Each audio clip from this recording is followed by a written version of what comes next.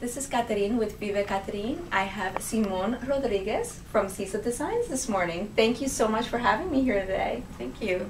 Tell me, a little bit about what goes on in your store day to day. God, I can say that those days that I had to actually drag myself out of here. Like I want to add something. Like I decorate the whole store and I always change according to the season. Like give you like the unique a little village, but it's very fashion, very a lot of art involved too. And I try to put everything that I have, like my walls, designing, and I'm always making my jewelry, dressing my girls that I call my mannequins, and to see how the outfit look before I actually put anything out.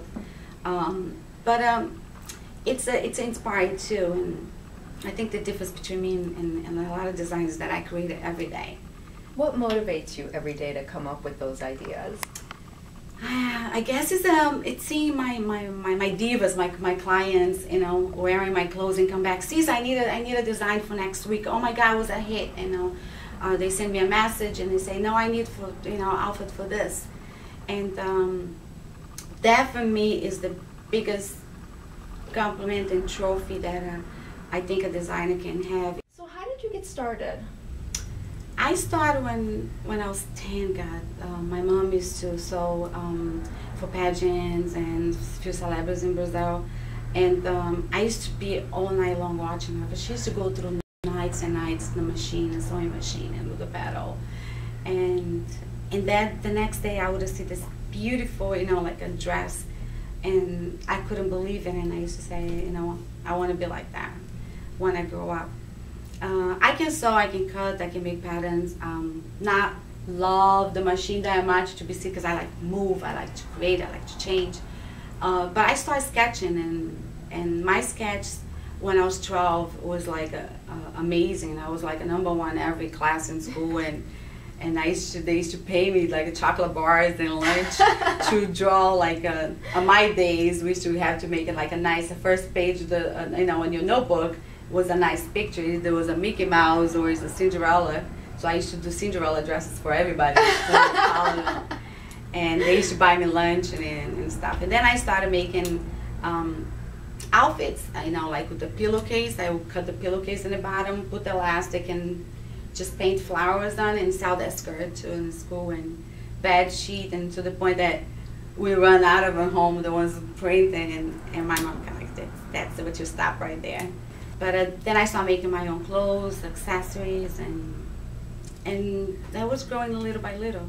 But I always had the perception that I need to know the whole field, so I would start modeling, doing commercials and photo shoots, because I want to understand the back end of the business in order for you to showcase like the big runways that I used to go crazy, Valentinos and Versace's. It's like, God, I want to be like that. And here I am. I went to school. I went to school more just to understand a little more, like with the fabric, with the vocabulary. But I was already sketching. I was already curating when I got there, and it was very easy for me, because I'm extremely blessed to have, like that gift to continuously create. I can create when I'm mad. I can create when I'm happy. When I'm stressed. That's no, like a specific time for me. You weren't always in fashion. Tell me a little bit about your background before you actually got into this industry. Wow, that's something that's funny to talk about. People usually don't believe that. I always believed that fashion was I was very realistic with fashion. Was very competitive, and would take a long time before my name got out there. And it's a lot of investment involved, and then I went through a lot of medical, financial, but so I had to construct my future, which I started working at Home Depot. I was hired as a cashier, and then I moved up with a year, and I ended up staying 12 years as a GM. It's a long time.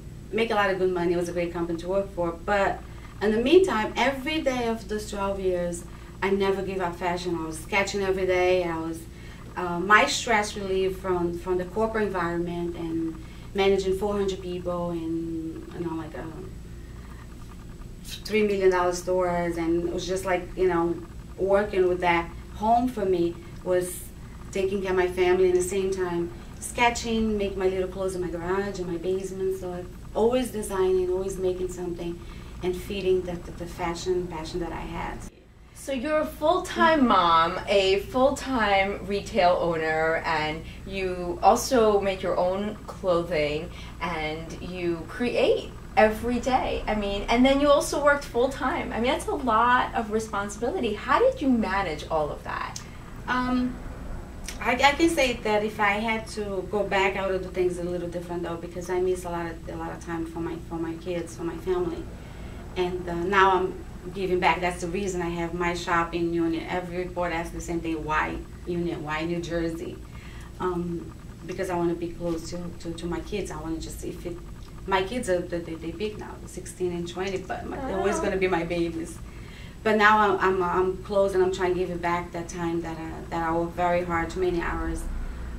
So if I had to do something differently, I would kind of like manage that a little better. Because when I got home, it was time for them, but at the same time, I had to feed my passion. That was something that called, no matter what. If I had to go nights over, just rolling and just making and jewelry, making designs, and it's sewing. what you really wanted to do, and that would kept me going and get the stress out from the regular daily basis. But I would have cut off a little more though. You do a lot of volunteer work, and you give a lot back to your community.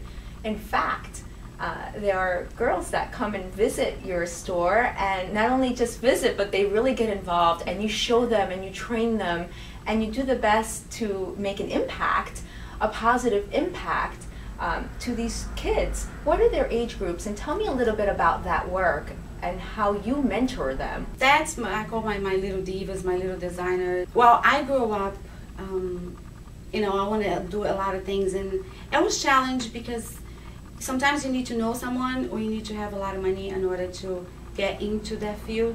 I grew like I worked very hard, step by step, to get there without all those. You know, I wasn't born in, you know, like in a big industry in fashion. My parents didn't have a lot of money to pay for, you know, like schools. You know, I had a part-time job when I was going to school, to college, to pay for everything. Today, I try to get the little designers, the little girls that says, oh, I want to be like you, and they'll come here with the little sketches, and they make like this little stick, like dolls that you have, and then just put they design a major dresses, and like they got a great ideas. So I see that they are gifted like I was, and so I'll give them a little swatch. They'll come in like once a week, and I just tell them, they put their hats on, they put the feathers around the neck, and sit at my desk and just start sketching things. And when they get home, they make the little clothes for the Barbies, and they will send me a picture. So I make a little albums for them. I give them paper and everything. Now with the models, all my models that I work up to today, they being first-time models. I coach them, I train them, and I give them a chance to like with my name, to feel, you know, like the emotion being on a runway, the emotion being, you know, like in front of the cameras, the getting the makeup done, to see what happens backstage, and majority of those girls are girls that we all know in New York, they won't be top models because they're not 6 foot tall, they're not 100 pounds.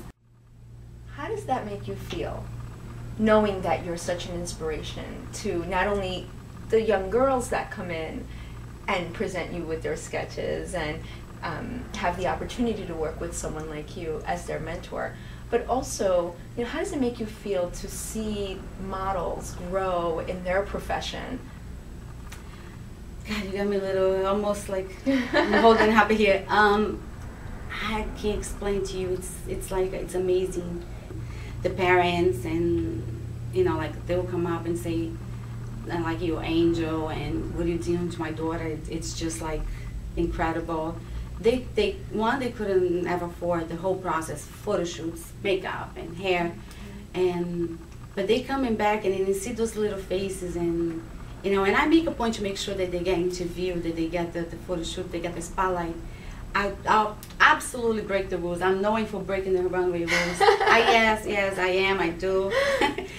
I do, put every size. I design for average woman, and I want people to see that and look at it and say, I can wear something like that, And with the models, I have all the respect for the beautiful models, 6 foot tall, and that's out there surviving in this. But reality is, we're not gonna look like that for a whole entire life, And it's gonna be a point that they're not gonna want you anymore that way. So why not just make everything, give everyone the opportunity out there, because it's not gonna look good in pictures because one high, one tall. So what? I mean, we're looking for confidence, so many people that have so much passion, so many girls that can actually represent me as a designer and as a person in the runway, better than I ever imagined.